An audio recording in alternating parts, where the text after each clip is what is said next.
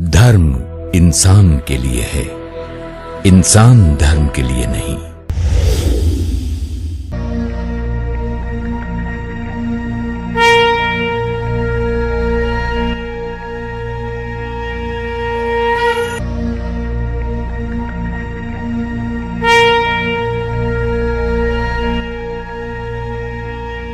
एक प्रियम्बल जो संविधान में सबसे पहले आती है। We the people of India, having solemnly resolved to constitute India into a sovereign democratic republic and to secure to all its citizens justice, social, economic and political, liberty of thought, expression, belief, faith and worship. पहली बार संविधान सभा में बोलने खड़े हुए doctor Bhim Rao Ambedkar. Today, we are divided politically, socially and economically. We are a group of warring camps. And let me confess that I am probably one of the leaders of such a camp. But sir, I'm quite convinced that given time and circumstances, nothing in the world will prevent this country from becoming one.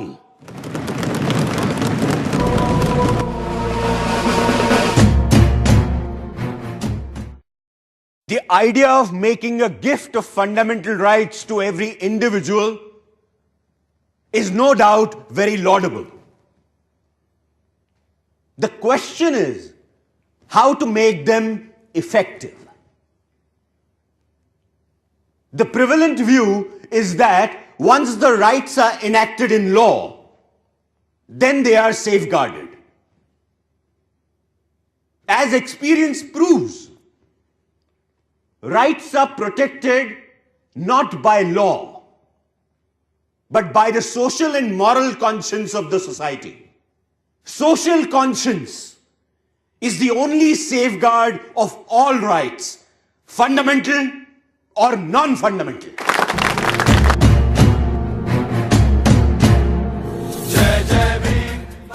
बुनियादी हकों के अलावा एक अनोखी चीज शामिल हुई हमारे संविधान में, राजनीति के निदेशक तत्व, the directive principles of state policy. Directive principles are like instruments of instructions.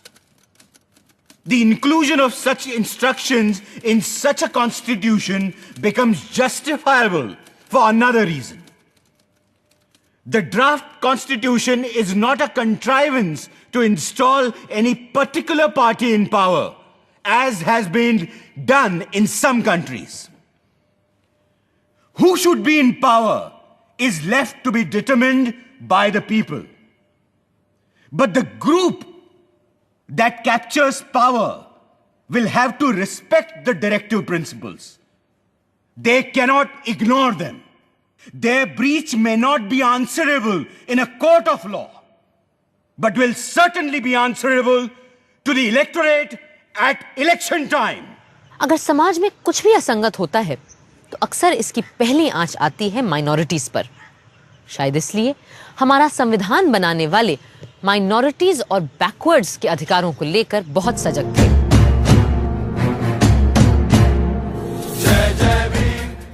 खतरा यह है कि अगर हमने एक विशेष वर्ग को आरक्षण दे दिया तो बाकी के लोग भी आरक्षण की मांग करेंगे और भारत भर में जातिवाद का यह जहर फैलता जाएगा। जहर तो हमने पिया है सदियों से और फिर भी हम जिंदा हैं। रीढ़ की हड्डी तोड़ डाली आप लोगों ने हमारी, फिर भी हम लोग खड़े हैं।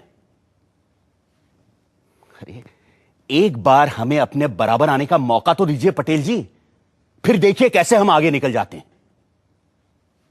और यह काम बिना आरक्षण के नहीं होगा। अगर फिर भी मेरी बातें आपको जहरीली लग रही हैं तो मैंने अपना इस्तीफा तैयार रखा है, आप खुद लेते जाइएगा। मैं बड़ा जिद्दी आदमी हूं अंबेडकर जी, लेकिन मूर्ख नहीं हूं, किसान हूं। देखकर ही बता सकता हूं कि कौन सा बीज कल मुझे अच्छी फसल देगा।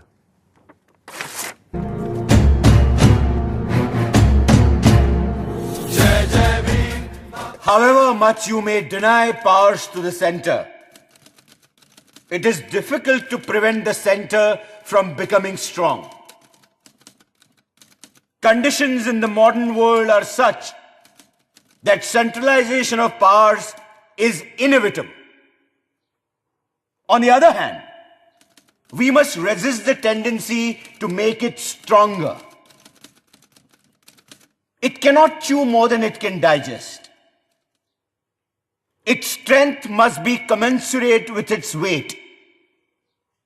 It would be a folly to make it so strong that it may fall by its own weight. कहा जाता है कि भारत का संविधान 3 सुतूनों पर टिका हुआ है। The 3 pillars of our democracy are the legislature, the judiciary, and the executive. Now to the question of the relationship between the legislature and the judiciary.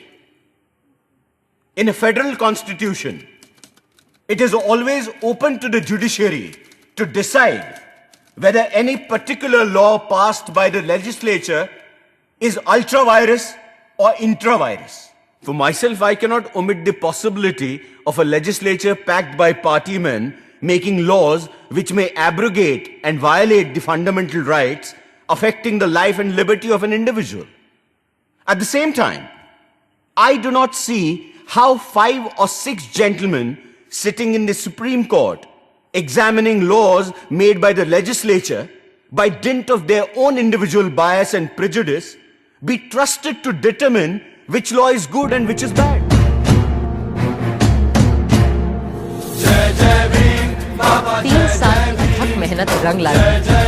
Looking back on the work of the Constituent Assembly, it will now be 2 years, 11 months, and 17 days since it first met on the 9th of December 1946. On the 26th January 1950, India would be a democratic nation, in the sense that India from that day would have a government of the people, by the people, and for the people. On the 26th of January 1950, we are going to enter into a life of contradictions. In politics, we will have equality. And in social and economic life, we will have inequality. In politics, we will be recognizing the principle of one man, one vote, and one vote, one value. In our social and economic life, we shall, by reason of our social and economic structure, continue to deny the principle of one man, one value.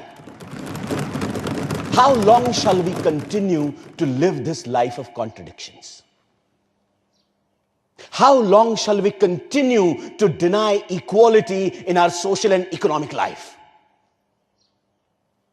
If we continue to deny it for long, we will do so only by putting our political democracy in peril. We must remove this contradiction at the earliest moment, or else those who suffer from inequality will blow up the structure of this political democracy so laboriously built up by this assembly. जब हम मुड़कर अपने संविधान की ओर देखते हैं, तो हैरत होती है इस दस्तावेज को बनाने वालों की सूझबूझ पर।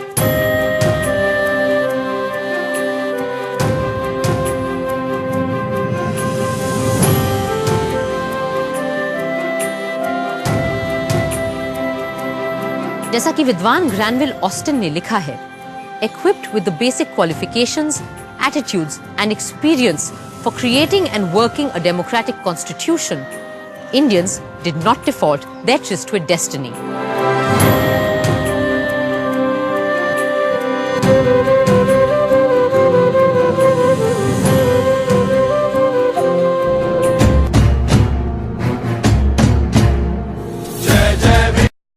Ambedkar provided the alternative route of self-organization, which I think was necessary for the Dalits. Ambedkar is the conscience of the nation. Just as a Dalit like Dr.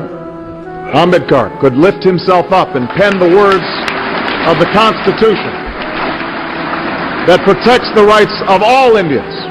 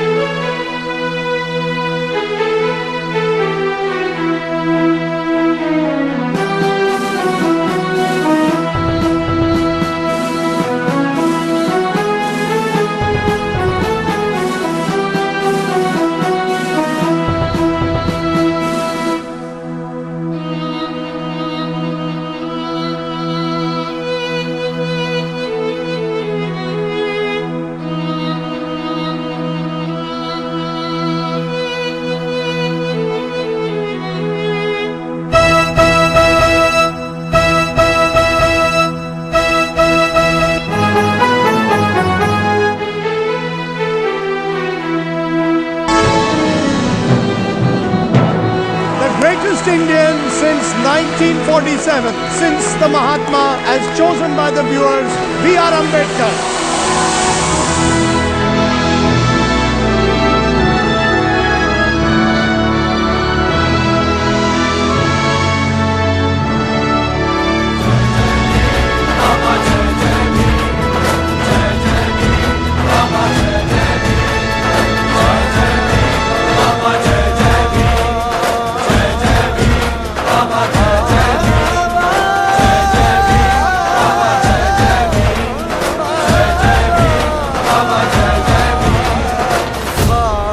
Religion is for man. Man is not for religion.